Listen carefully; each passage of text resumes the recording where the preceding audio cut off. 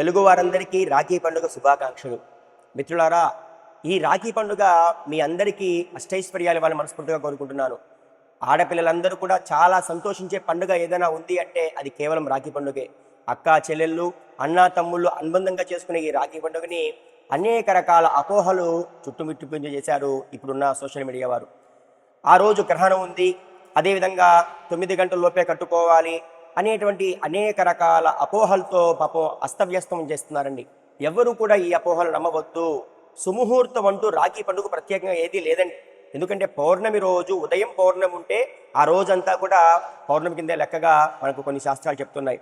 అలా చూసుకుంటే సెప్టెంబర్ 28 శుక్రవారం రోజు ఉదయం 9:30 గంటల వరకు పౌర్ణమి గడువులు ఉన్నాయి. అవకాశం ఉండి వీలున్నవారు ఈ లోపు కట్టుకోండి. ఆ తర్వాత కట్టుకోవడం ద్వారా అంటే 9:30 తర్వాత కట్టుకోవడం ద్వారా ప్రమాదం ఏదో జరిగిపోతుంది, కీడు సంభవిస్తుందనే మాటలన్నీ కూడా అపోహలే. ఎవరు నమ్మవద్దు.